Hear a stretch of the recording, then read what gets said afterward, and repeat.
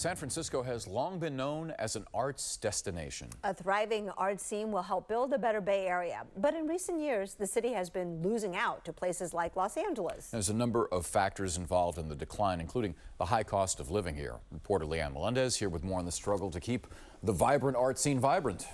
I hate losing out to Los Angeles. Right? You know, but Los Angeles is bigger, it's cheaper to live, and for both artists and gallery owners, it just makes sense.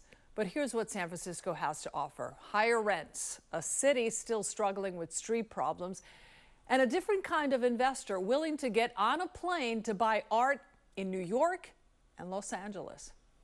What you're seeing here is stuff I have packed for a solo show I have at Rebecca Hosak's gallery in London.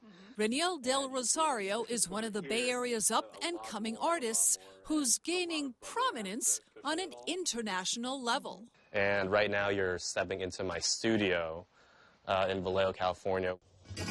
Del Rosario is a ceramics artist who would much rather live in close proximity to other artists in San Francisco.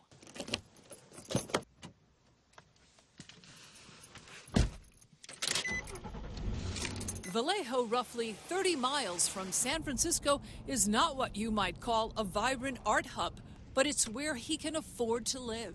Of course, I would love to live closer to everything. You know, it would put me closer to my friends.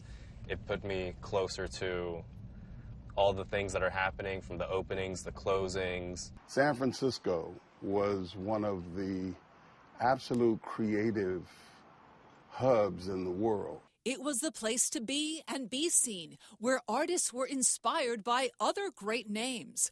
Neighborhoods claimed to be the art center of San Francisco. People bought and sold art. But rent prices forced many artists, like Dewey Crumpler, to move to Oakland and Berkeley in the late 70s and early 80s.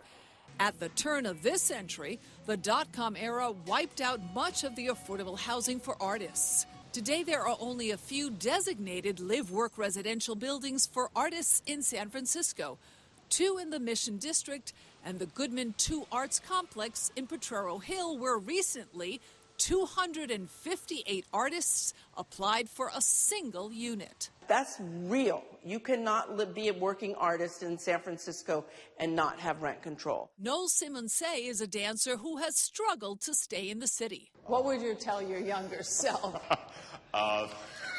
Don't drop out of college.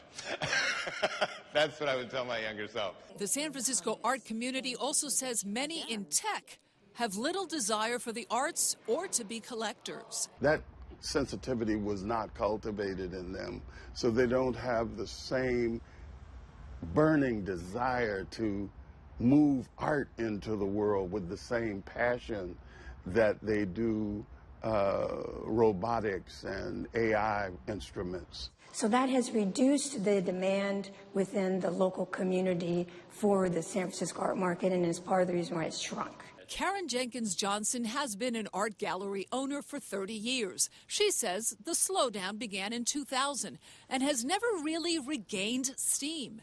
In the art world, Los Angeles has replaced San Francisco as the New York of the West. Let's not fool one another. These images that we still see today also play a role in driving potential collectors away.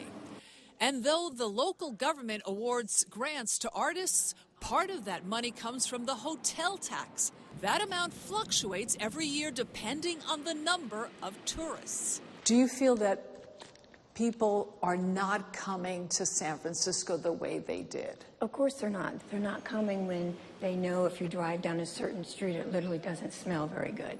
They'd rather go down to LA.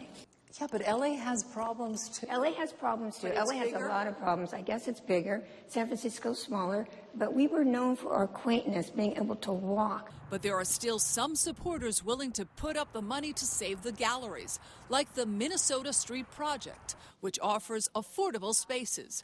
Without it, some smaller galleries would have had to close. The Fine Arts Museums received a donation of $1 million to buy 42 works of art from local artists, therefore supporting not only the artist, but the galleries that sold them.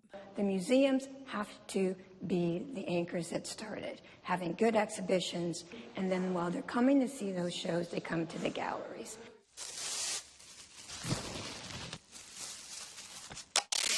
Still, San Francisco continues to lose artists and galleries. Del Rosario has been given a residency at the American Museum of Ceramic Arts in Southern California. It's a year-long residency that gives me housing for a year, stipend every month, unlimited materials from their clay manufacturer down there. And so it's an opportunity I can't really refuse. Yet another local artist saying goodbye for now to San Francisco. We can't proceed like this indefinitely. And no city is worth living in, particularly for me, if it doesn't have a creative force inside of it. Every single person I interviewed said two things. First, San Francisco needs to solve its homeless and drug issues. Then, number two, San Francisco needs a massive public relations and marketing campaign around the world to say, we've cleaned our act. Come to San Francisco. Now, we know that art attracts people, and let's not forget the art community plays a major role in this city's economic engine. I'm going to name an example. Bilbao in Spain. In Spain? Bilbao used to be, no offense, one of the ugliest cities in Spain. They built the Guggenheim there. People from all over the world came. You had cafes, hotels, businesses. People came.